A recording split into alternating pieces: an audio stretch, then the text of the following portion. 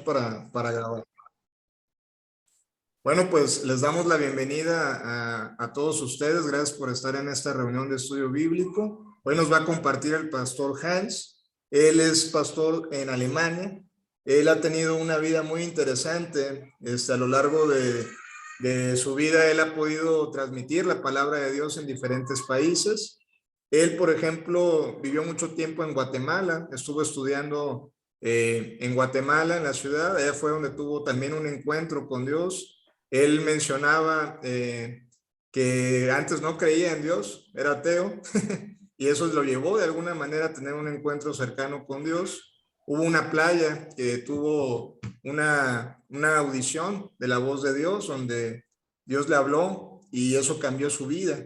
Entonces él se ha dedicado a compartir a raíz de ese hecho en diferentes partes del mundo. Se ha dedicado a fundar iglesias en diferentes partes también, en Alemania, en Guatemala, ha venido también a México, ha estado en más de 30 países compartiendo la palabra de Dios y para nosotros es un honor tener hoy a Hans, que nos va a dar un tema muy interesante que habla sobre las tres tentaciones, ¿verdad? Amén. Pues bienvenido. Gracias por la introducción. Solo una corrección, he predicado en 13 países, pero he visitado 35. Excelente. Pero de repente vamos a aumentar en estos números todavía. Bueno, en primer lugar, gracias por la invitación para compartir algo y hoy en la tarde prediqué hoy en la ciudad de Worms, que es la ciudad donde Lutero fue confrontado por el emperador y la Iglesia Católica y le querían decir que refutara sus tesis, pero Lutero sabemos que se mantuvo firme. En esta ciudad estuve hoy predicando y está como a 1 hora en automóvil de aquí. Entonces hoy en la tarde descansé y pregunté al Señor, ¿ahora qué puedo compartir con mis hermanitos en México y ahora también uno de Ecuador que nos visita de Madrid? Mucho gusto. Y Dios me puso en el corazón de tratar un tema básico, porque yo realmente en los últimos años y también por la experiencia que tengo en los años en el ministerio, que a veces los problemas que tenemos de creyentes resultan de que no hemos entendido las bases, lo fundamental, lo principal de nuestra fe. O sea que cristianos no van a caer de la gracia porque no entienden los últimos detalles escatológicos o cosas por el estilo, pero sí, cristianos caen por desconocer realmente su identidad en Cristo, que ha sido un tema grande en mis exposiciones, y desconocer realmente lo que pasa con nosotros. Entonces hoy quiero hablar de 3 tentaciones que yo considero entre las más difíciles. Pero cuando hablamos de tentaciones, muchas veces solo pensamos, el diablo me puede tentar a tomar alcohol, el diablo me puede tentar a adulterar, a ver pornografía, y pensamos en este tipo de cosas cuando realmente las tentaciones de Satanás son un poquito más sutiles y un poquito más peligrosas, porque en fin de cuentas un adulterio, un pecado así es grave, pero realmente no nos puede alejar completamente de Dios si nos arrepentimos. Pero las tentaciones las cuales quiero mencionar hoy, esas son cosas un poquito más serias, porque esas tienen el potencial realmente de alejarnos completamente de Dios y sus caminos. Y eso es más serio que caer. No sé si me explico bien o no. Entonces, pero para hablar de tentaciones, necesito poner una base bíblica para que entendamos. Lo he escrito en algunos de mis libros, aparecen estas enseñanzas también. En primer lugar, tenemos que reconocer de que todo lo que Dios crea de seres es probado. Dios creó a los ángeles, los probó y luego cayeron unos y otros se quedaron con Dios, ¿verdad? Luego Dios creó al hombre y lo probó. Y el hombre falló y sabemos eso. Entonces, siempre el ser probado por el mismo diablo con el permiso de Dios es algo que a todos nos va a pasar. Nadie se va a salvar.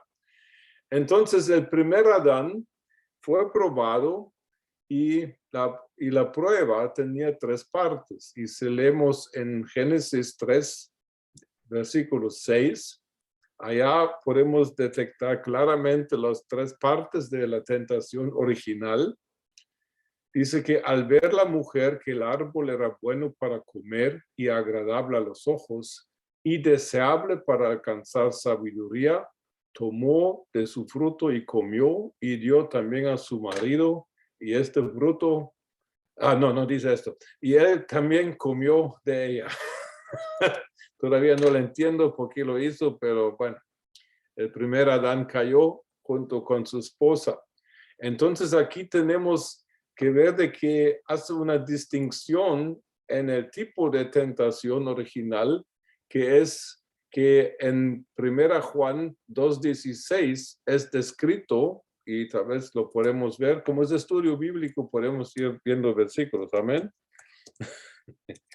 En 1 Juan 2:16 lo describe así: porque nada de lo que hay en el mundo, los deseos de la carne, allá tenemos en Génesis que dice, el fruto era agradable a los ojos, los deseos de los ojos y la vanagloria de la vida proviene del Padre, sino no proviene del Padre, sino del mundo.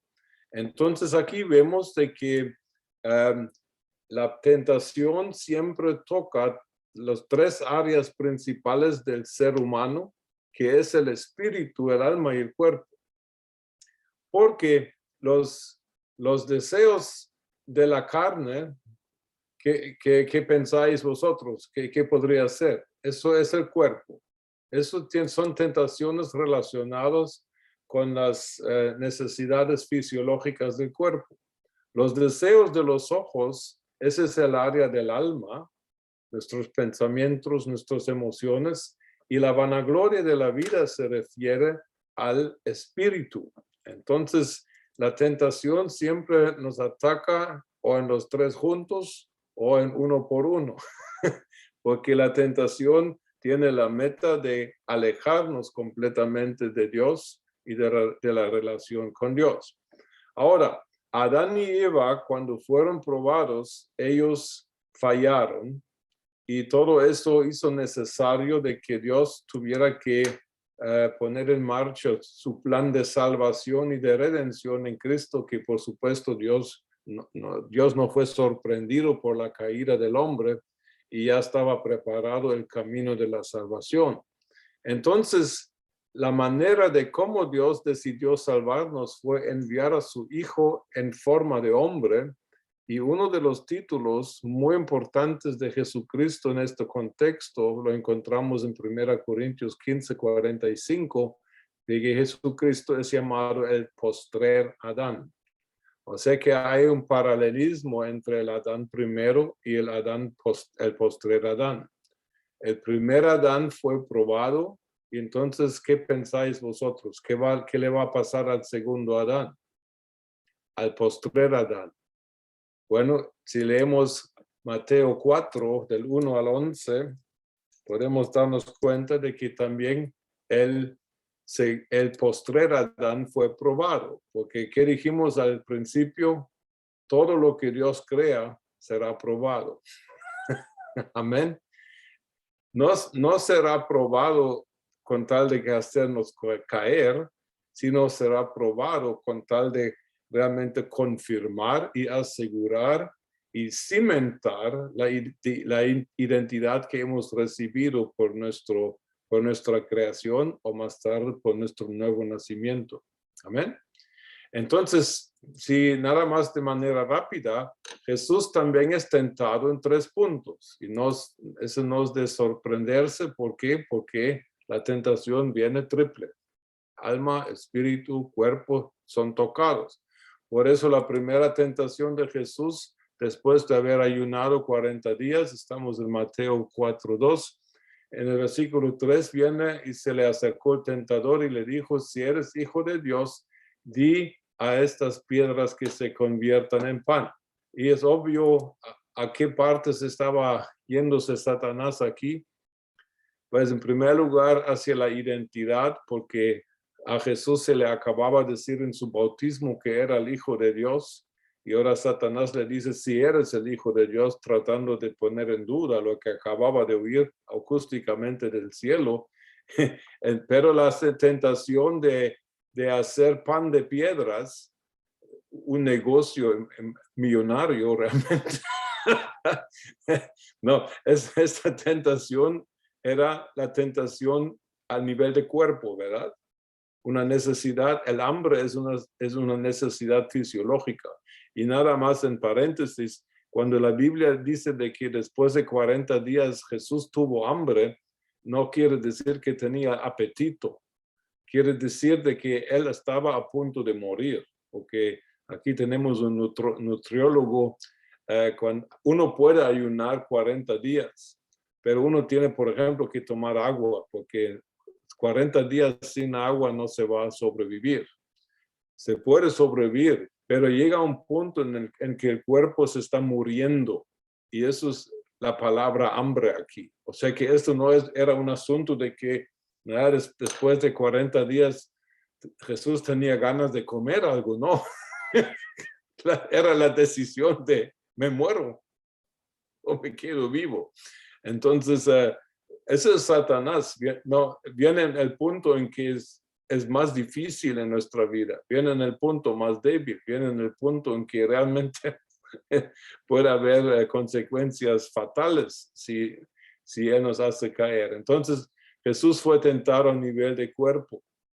Y Jesús le contesta como le contesta, de que no solo de pan vivirá el hombre, sino de toda palabra que sale de la boca de Dios.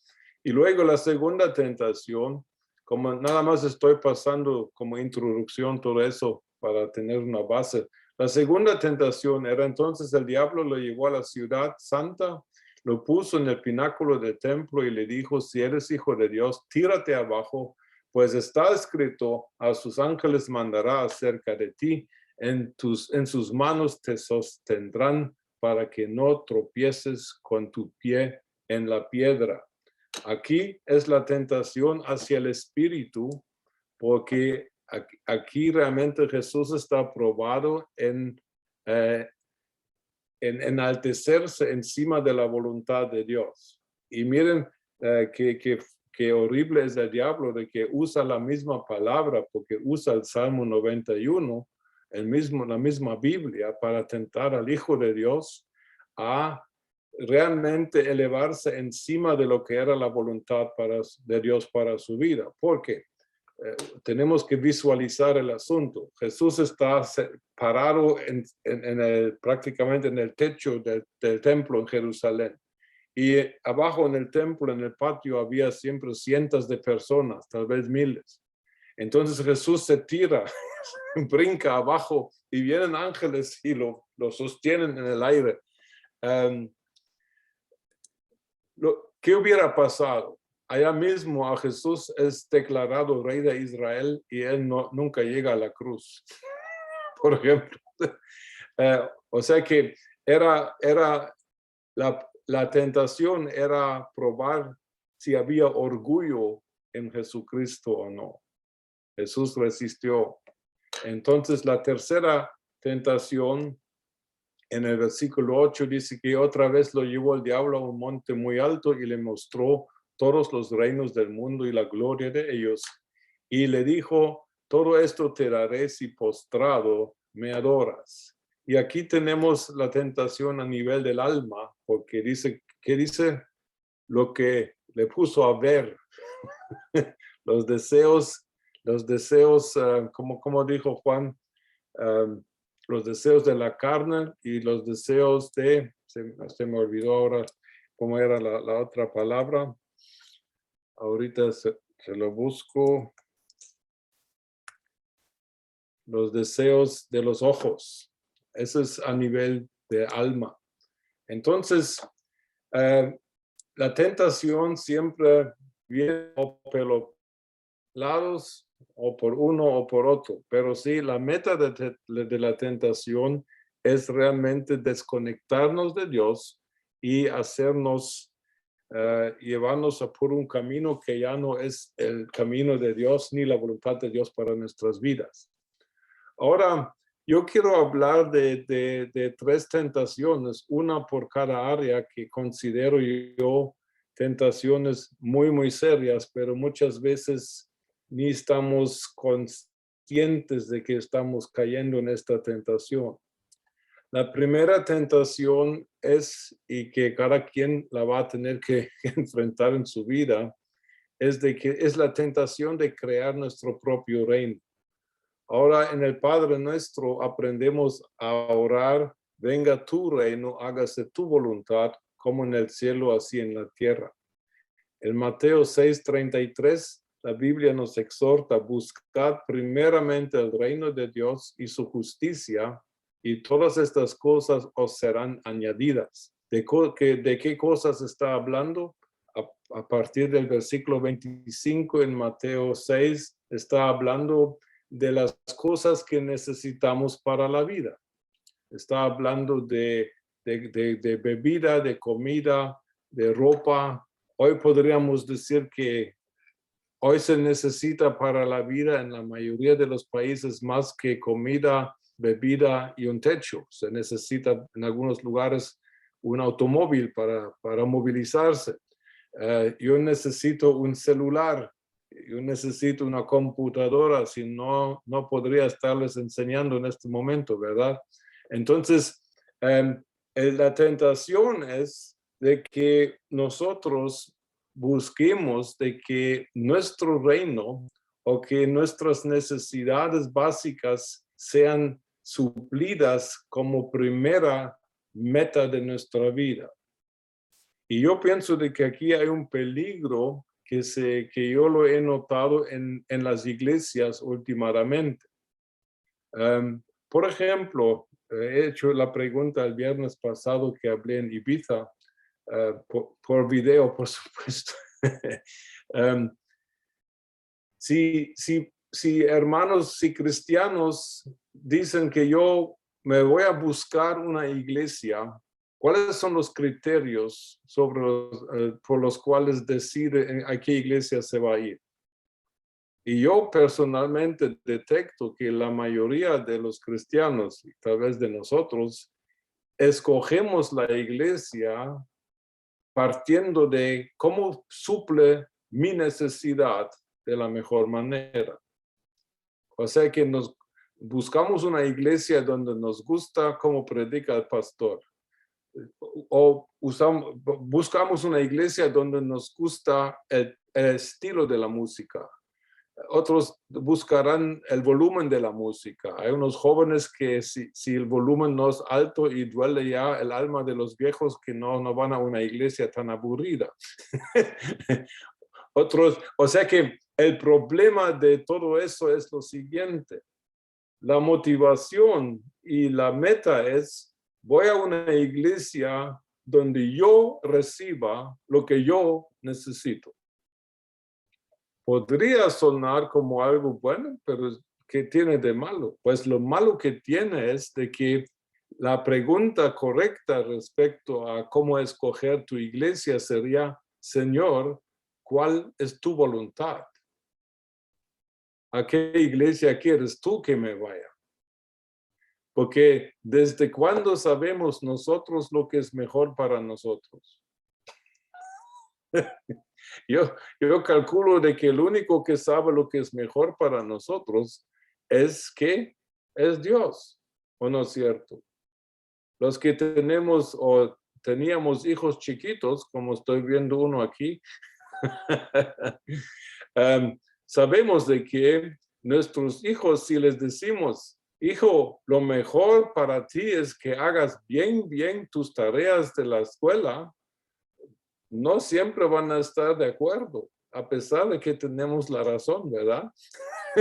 Imagínense si dejáramos a nuestros hijos escoger si van a la escuela o no van, si hacen tareas o si estudian o no estudian.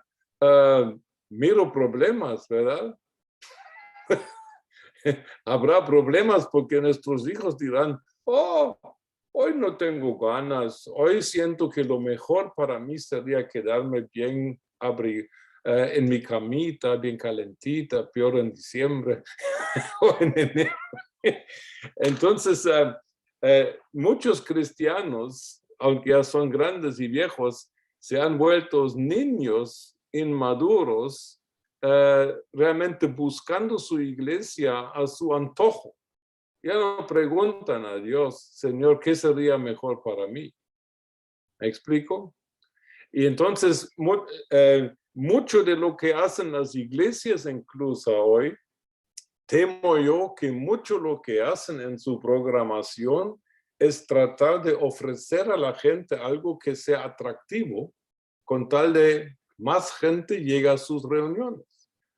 Y no lo sé, pero la pregunta de parte del liderazgo, si yo fuera pastor, y yo fui pastor un buen tiempo, ¿no sería lo más sabio decir, Señor, qué tipo de programación deberíamos hacer?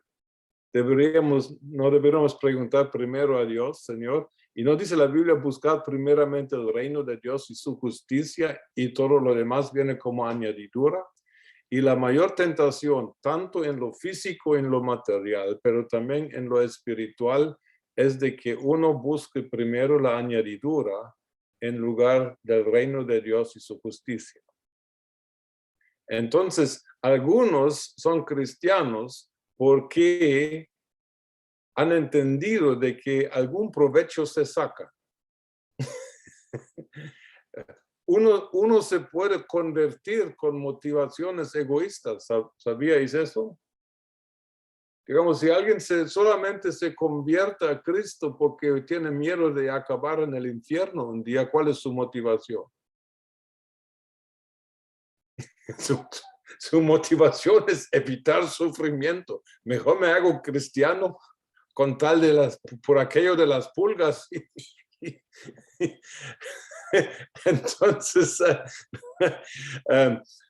no sé si tales conversiones serán válidas delante de Dios. Tengo mis preguntas, realmente tengo mis preguntas, porque la motivación para arrepentirse, bíblicamente, ¿cuál es? Jesús en su primer sermón, ¿qué dijo?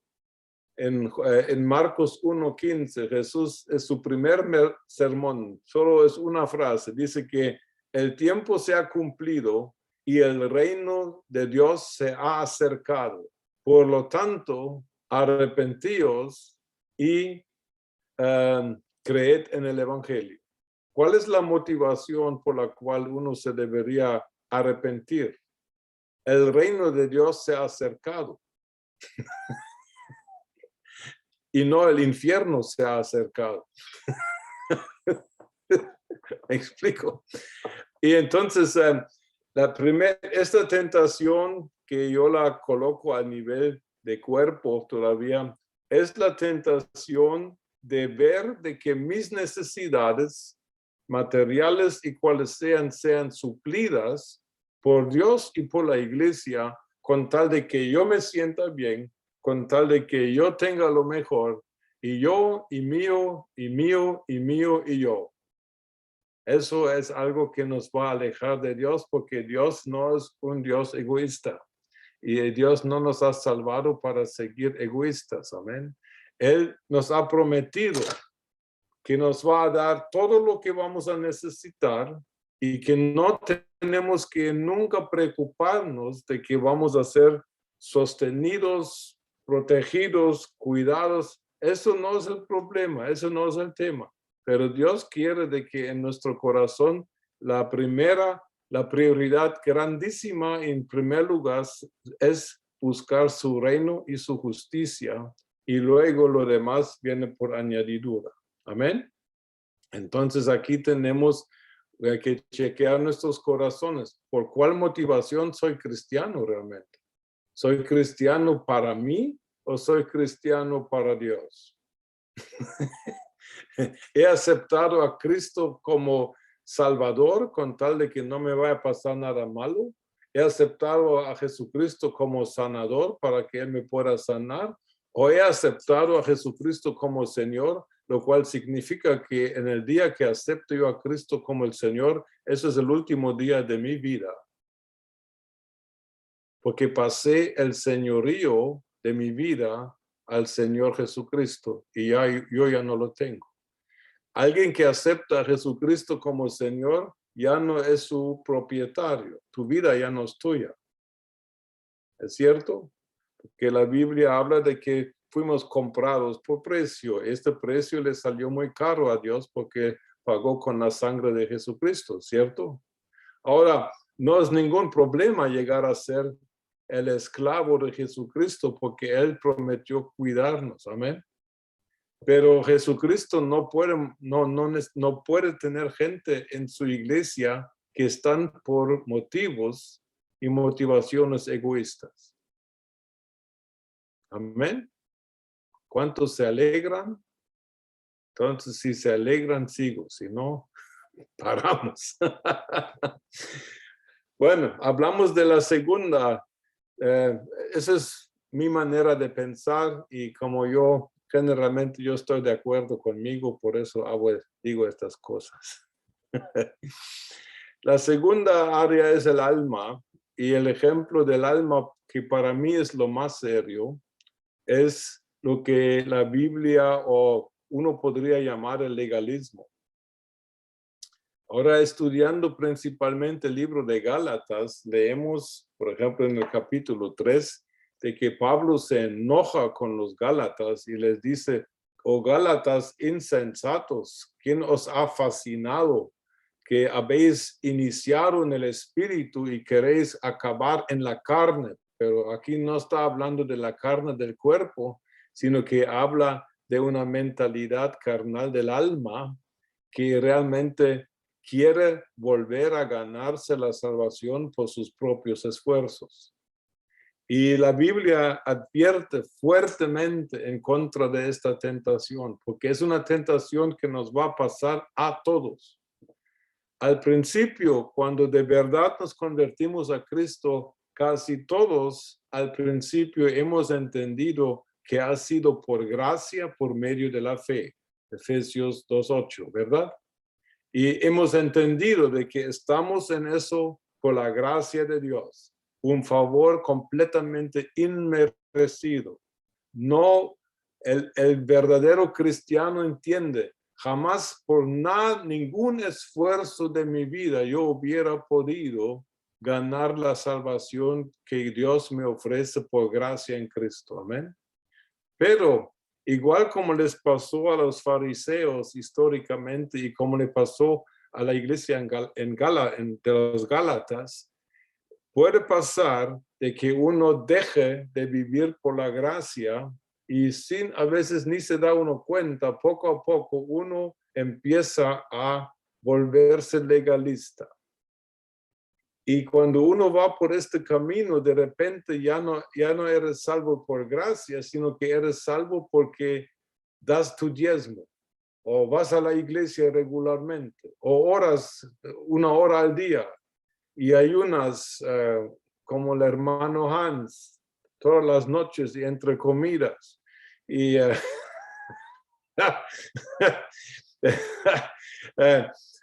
en fin que... Y les digo, hermanos, eso es algo que a todos nos va a pasar. Tenemos que estar conscientes de eso. Llega un punto en tu vida, en tu caminar con Dios, cuando de repente sientes, si yo no cumplo con eso, voy a perder mi salvación.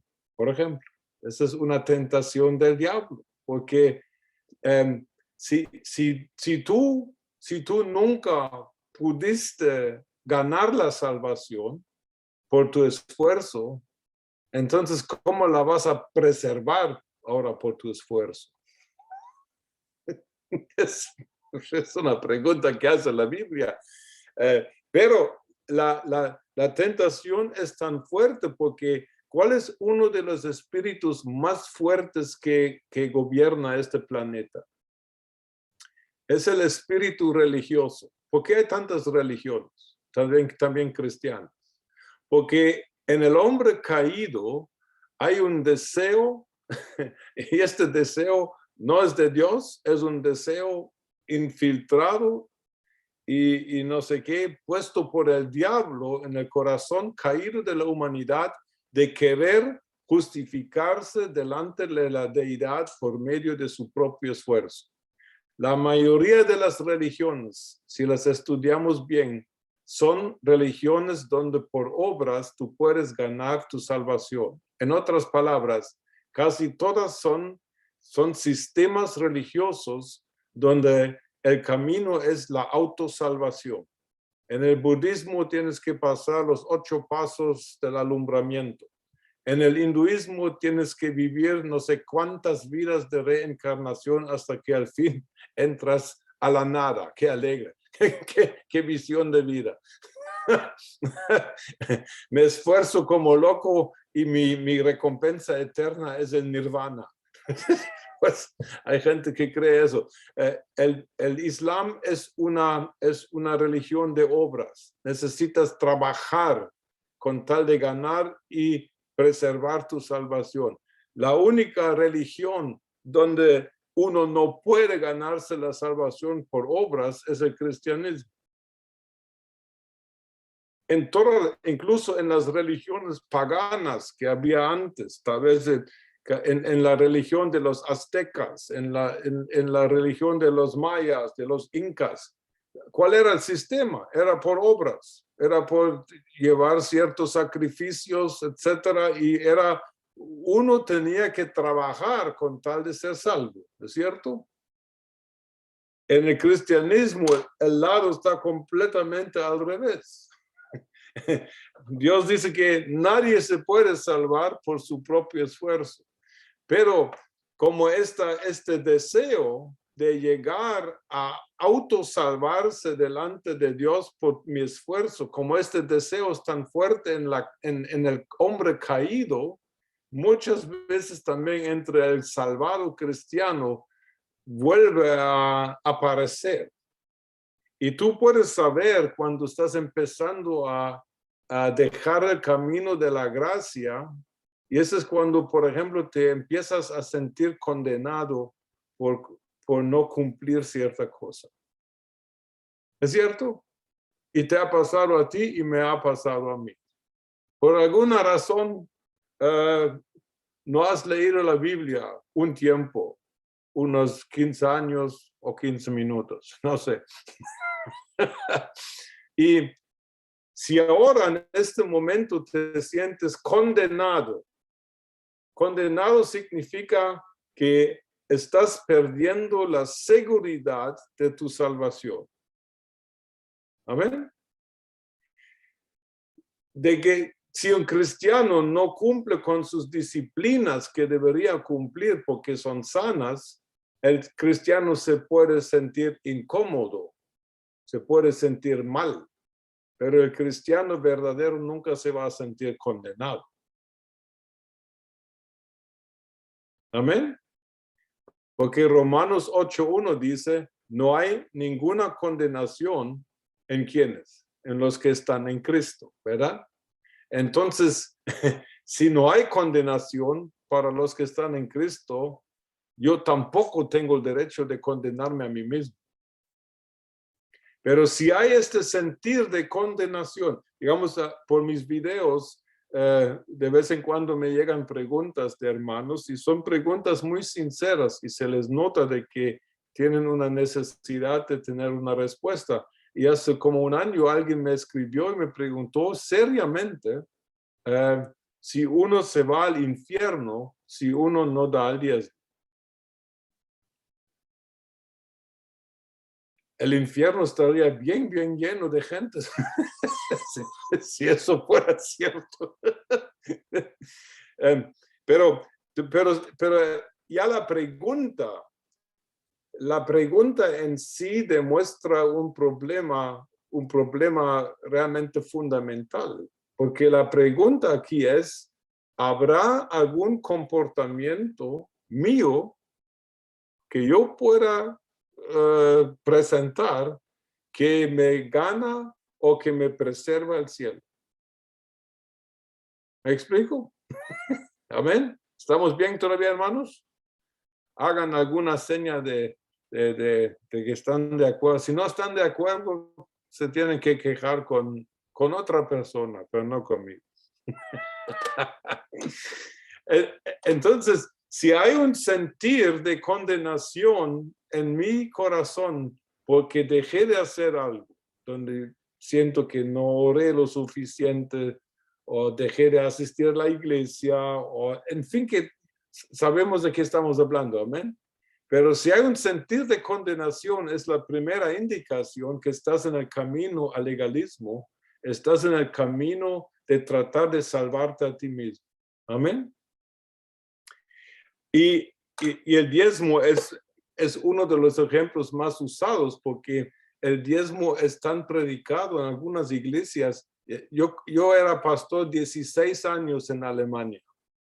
Y en los 16 años, yo prediqué 2 veces sobre el diezmo. En 16 años. Yo conozco iglesias donde se menciona semanalmente. Uno se pregunta, ¿por qué? A mí nadie me tiene que hablar del diezmo. Eso es parte de mi vida. Pero si yo no diera mi diezmo, no puedo perder mi salvación por eso. Sería fácil. Los que tienen plata se ganan el cielo dando el Cristo, dice en Guatemala, dando la plata y tranquilo como Camilo. No. Pero estas preguntas muestran de que una persona ha recaído en el hombre o la mujer vieja que quiere salvarse a sí mismo. Es una tentación maligna. Tratar de salvarse a sí mismo, tratar de justificarse delante de Dios por medio de mi esfuerzo humano, sea religioso, sea cual sea. Amén. Eso es una tentación a nivel del alma que es muy, muy peligrosa. Porque Pablo, cuando habla teológicamente y dogmáticamente de este tipo de problemas en Gálatas capítulo 5, él dice a los Gálatas, él les dice claramente, les dice, Gálatas, si ustedes ahora deciden que uno que se convierte de entre los gentiles se tiene que circuncidar para ser cristiano, entonces están obligados a cumplir con toda la ley. Entonces también a apedrear a los que trabajan el sábado, por ejemplo. Sería una masacre. Y Pablo dice muy fuerte, él dice que si ustedes, habiendo iniciado en el espíritu de la gracia, ahora queréis volver a justificaros delante de Dios por sus obras, habéis caído de la gracia, dice Pablo. Entonces, eso es una tentación que sí se tiene que evitar, y cuando se detecta en tu corazón de que estás por este camino, de que ya te sientes condenado porque no has cumplido como consideras que deberías haber cumplido, mucho cuidado, porque eso es un camino muy, muy, muy peligroso. Amén. Y como ya os dije que a todos nos va a pasar, tenemos que pasar esta prueba. Entonces, con eso llego a la tercera, al nivel del espíritu, y el pecado y la tentación a nivel del espíritu siempre es el orgullo. Ahora, ¿cuál es el orgullo? Por ejemplo, y aquí en el cuerpo de Cristo hay mucha confusión en cuanto a lo que es orgullo y lo que no es. Por ejemplo, si tenemos un hermano en la iglesia que hace muebles, como por ejemplo el mueble que está atrás de mí, y si yo hubiera podido hacer algo así, tan bien, tan bonito, tan acabado, tan fino, ¿sería un pecado que yo me sintiera orgulloso de mi trabajo? No, porque el orgullo en este sentido es una satisfacción de haber realmente logrado algo por mi esfuerzo, porque fue mi esfuerzo. O sea que si alguien dice que me siento orgulloso que mis hijos se hayan graduado de no sé qué, amén. Yo no diría que eres un satanista porque te sientes orgulloso de algo así. Entonces, la Biblia bien permite que uno se sienta satisfecho con el hecho de que haya logrado algo. Amén. No hay nada malo en eso. Eso no es orgullo. Entonces, ¿qué es orgullo? Orgullo realmente, espiritualmente hablando, orgullo es la actitud de decir, ya no necesito a Dios. Soy independiente. Yo puedo hacerlo todo yo mismo. Digamos, la persona normal y los cristianos ojalá dirán, estoy orgulloso de mi logro, me gradué de médico, pero ¿qué van a añadir la mayoría de los cristianos? Pero le doy gracias a Dios porque Él me ayudó, me dio la inteligencia, me dio la paciencia, me dio la fuerza. Entonces, las dos cosas están bien. Amén. Hay un reconocimiento de que lo que logré, lo logré también porque Dios me ha ayudado o me ha dado talentos, etcétera, etcétera. El orgulloso no va a decir que yo lo logré sin Dios. Yo lo logré sin la ayuda de Dios. Yo lo superé sin Dios. Y eso es satanismo, porque satanismo realmente es la actitud de querer elevarse encima de Dios. Y si estudiamos la actitud de Satanás por ejemplo, en Isaías 14, del 12 al 14, allá vemos de que Satanás es un egoísta que quería ponerse encima de Dios. Orgullo es no aceptar la posición que Dios me ha dado en la vida. Amén. Y querer más. Querer una posición que no me corresponde en la vida o en el ministerio. Entonces, eso sí es serio, porque allá estamos no solamente alejándonos de Dios, sino por el orgullo estamos empezando a caminar en el mismo espíritu de Satanás, porque Satanás fue el primer orgulloso. Recordemos de que Satanás, según Ezequiel 15 al 21, Satanás era un querubín. Él tenía una posición altísima, estaba cerca del trono de Dios. Algunos piensan, y yo pienso que es posible, que Satanás, Lucifero, que él era como el director de alabanza en el cielo. Es posible. Pero teniendo una posición sublime, él quería más. Él quería ser Dios. Y cuando uno quiere ser el Dios de su vida, entonces se va a despedir del Dios de la gracia, se va a despedir de poder tener una relación con el verdadero Dios. Porque la Biblia dice bien, bien claro, hay un Dios y no hay otro. Pero si yo por mi estilo de vida me pongo encima de Dios, entonces allá esto es el pecado del espíritu y esa es la tentación que a veces podemos tener de realmente elevarnos encima de lo que nos corresponde. Y eso es peligroso, muy peligroso. Entonces, hasta aquí llega mi pequeña exposición de estas tres cosas que considero son tentaciones muy, muy serias. Y claro, de que cómo se puede resistir con un buen conocimiento de la palabra de Dios. Se puede resistir en el sentido de que uno es cuando uno está lleno de la palabra de Dios, uno detecta estas cosas más rápido.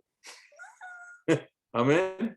Y eso es una cosa que nos toca a nosotros, estar en la palabra. No leemos la Biblia por legalismo, sino leemos la Biblia por alimentarnos y por protegernos y por realmente causar en nuestro espíritu una sensibilidad a lo que es genuino, a lo que es la verdad. Y la palabra de Dios es la verdad, lo sabemos. Amén. Entonces, eso es muy importante. Y también, por último, un consejo. Cuando estamos siendo tentados, hay dos maneras que nos pueden ayudar si nos damos cuenta. Ahora, solo nos vamos a dar cuenta si nuestro espíritu es lo suficientemente sensible.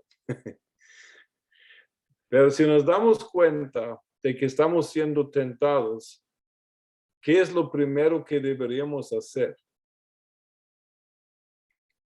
Pues según la Biblia, lo primero que tiene que hacer el tentado es acudir a Jesús con la tentación. En Hebreos 2:18 y también 4:15 dice que Jesús fue tentado en todo, pero sin pecado, por supuesto. Él superó toda tentación. Pero lo interesante es en Hebreos 2:18 dice que y ahora Él es capaz de ayudar a aquellos quienes son tentados. Entonces, cuando tú sientes de que estás siendo tentado en los puntos que hemos mencionado, pero también en términos generales, lo primero que te toca hacer es orar a Jesús. Señor Jesús, yo estoy siendo tentado, por ejemplo, en dispararle a mi suegra, algo así. He oído de estos ejemplos en algunas culturas. No, uno tiene que ir al Señor Jesús exactamente con la tentación. Y uno tiene que decirle, Señor Jesús, estoy siendo tentado, y luego nombrar la tentación. Y luego le dice, Señor Jesús, tu palabra dice que tú fuiste tentado en todo y que tú me puedes ayudar ahorita. Entonces, en mi caso, cuando yo he hecho eso, siempre la tentación se me fue al chilazo, dicen en Guatemala. Inmediatamente. Es muy importante de que cuando somos tentados, que incluyamos a Jesús a nuestra tentación.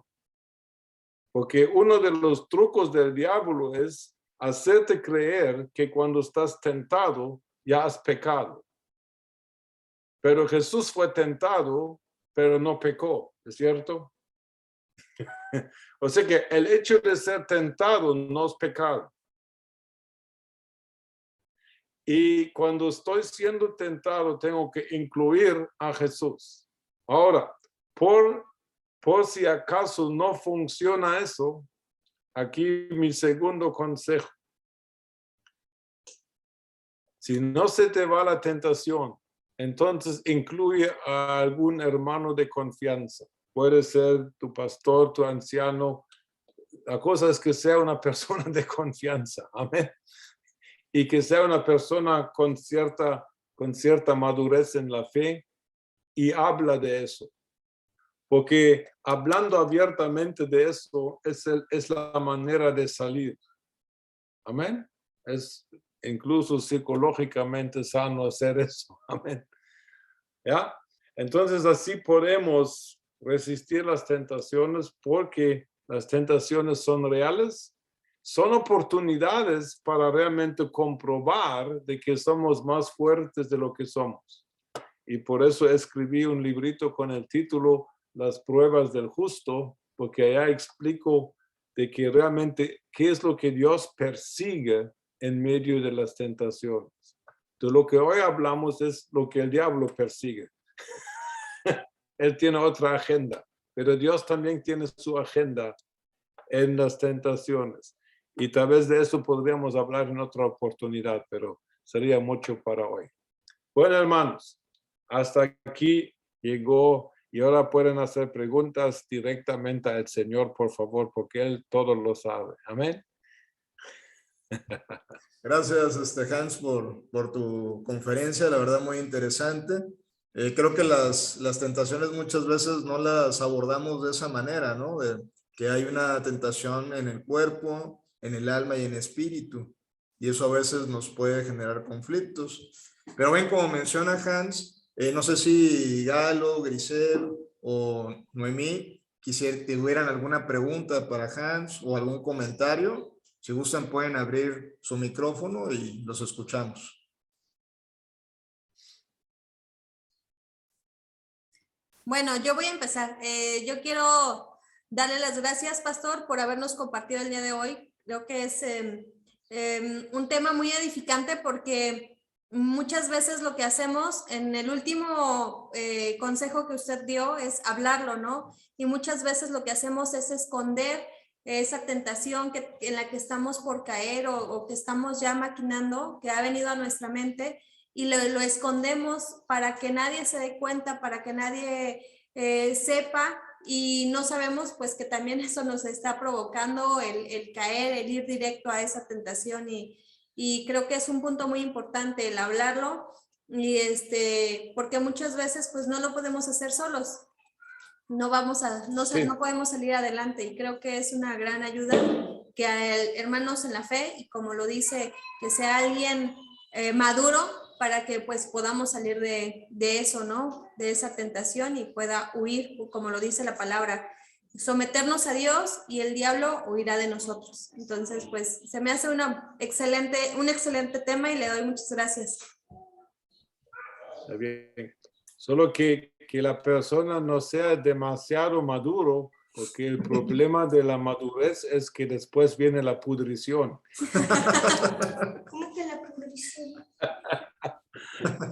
Maduro, verdecito, maduro, sí, pero ya podrido, por favor. Como de estos tipos cristianos, hay algunos también.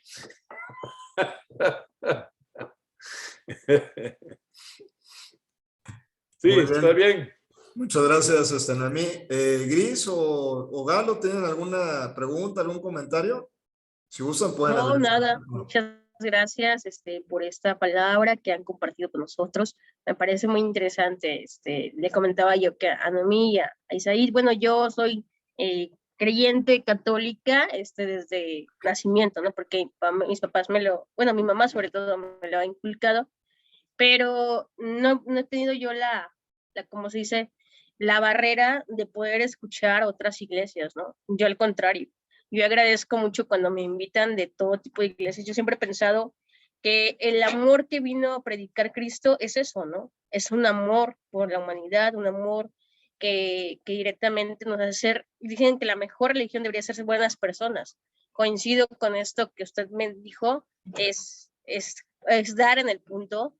¿Por qué? Porque sí, las tentaciones van a existir y cada uno como ser humanos pues vamos a caer, pero tú decides cómo caer, ¿no? También, entonces, tú sabes lo bueno y lo malo, también es subjetivo, y a mí me pareció muy interesante el saber que podemos caer de pronto espiritualmente. A mí de pronto yo me sentía muy, fui a una cierta iglesia cristiana, y me sentía como bien obligada, hasta dejé de asistir porque querían que fuerza me bautizara.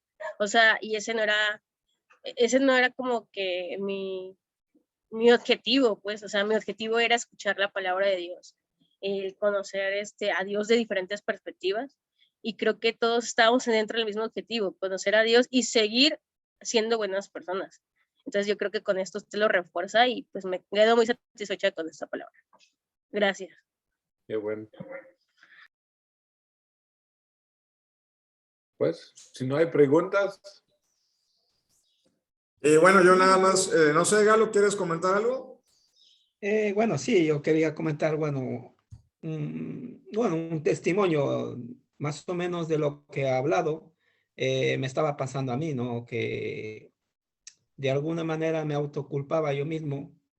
Yo tenía hace muchos tiempos, ¿cómo se puede decir? La costumbre de levantarme, siempre tenía mi hora a las 5 de la mañana de levantarme a orar. Siempre tenía mi costumbre desde que le conocí al Señor, ¿no? Y por ciertas cosas familiares y situaciones familiares mías y de trabajo y eso, pues lo dejé de hacerlo. Dejé de hacerlo, eso pues, y me despreocupé de muchas cosas del Señor, ¿no? Y claro, eso me llevaba a, claro, a frustrarme. ¿Por qué? Porque siempre estaba, claro, pensando en eso. Digo, wow, y ahora el Señor ya no me va, ya no tengo un trato con el Señor. Ahora el Señor ya no va a ser mi padre. Y cosas, ¿no? Que se me venían, mira, que yo sabía, era consciente, ¿no? De que mi padre es mi padre y no es como nosotros padres naturales que cualquier rato podemos aborrecer a nuestros hijos. Nuestro padre es nuestro creador y él nunca nos va a aborrecer. Eso tenía yo consciente, sabía yo, pero siempre venía ese autoculpamiento en mí, ¿no? Como que yo mismo me latigaba, ¿no? Entonces, hice eso, lo que dice el pastor, lo comentó, ¿no? De buscar una persona, eh, un anciano, sí, un hermano ya maduro en la fe, y le contesto y digo, Galo, dice, si tú, ¿qué tú crees? Dices, a mí me ves, dice, tantas veces que estoy predicando y hablando, ¿tú crees que a mí no me ha pasado lo que te está pasando a ti? Sí, dice, esto suele pasar, dice, suele pasar que a veces por desánimo, por cualquier cosa, pues dejamos de hacer, pero hay que seguir adelante. Y eso es como que dije, no soy el único, o sea, pensé que solo a mí me estaba pasando eso, o sea, que eso de cortar de una sola, dije, eso me está pasando. Y eso me ayudó, es como decir, mira, no es solo a mí que me pasa esto, ¿no?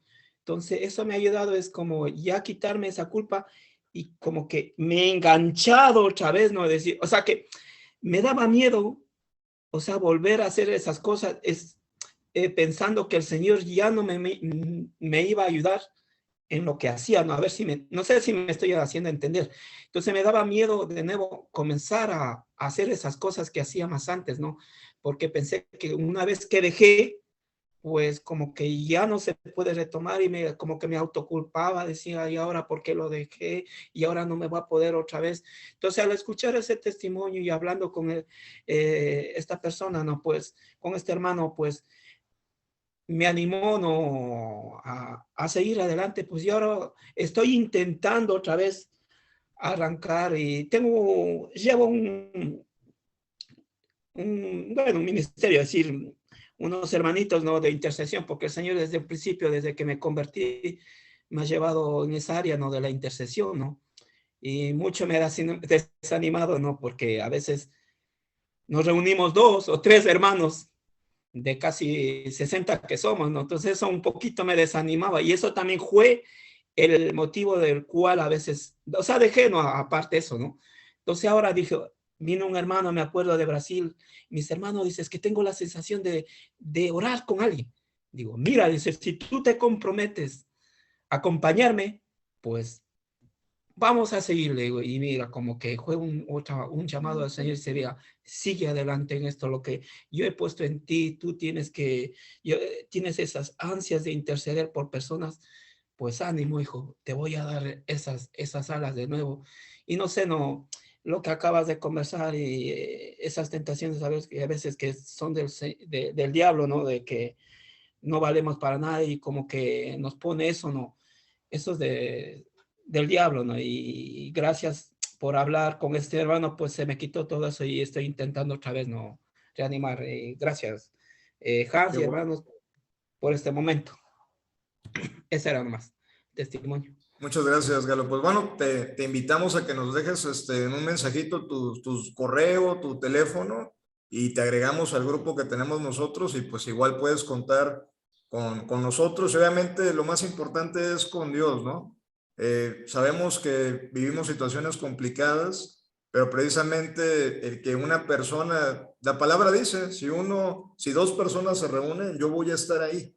Entonces, la motivación debe de ser siempre esa, ¿no? A veces, como comentaba Hans, todo el ambiente, toda esa situación nos tiende a desanimar, a veces de no acudir a una iglesia o no acudir a alguna reunión o a lo mejor ¿y qué dirán, no? Las personas si yo estoy haciendo algunos cambios, pero creo que la motivación es esa, seguir a Dios. Y por ejemplo, qué mejor, ¿no? Que lo que nos comenta Hans, que Jesús fue el que venció las tentaciones. ¿A quién podemos acudir sino a Jesús, no?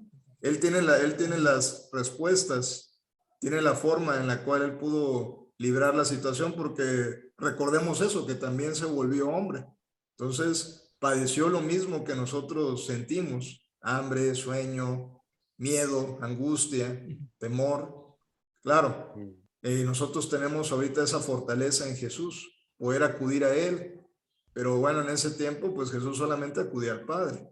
Entonces, ahí tenemos esa guía que debemos poner en práctica.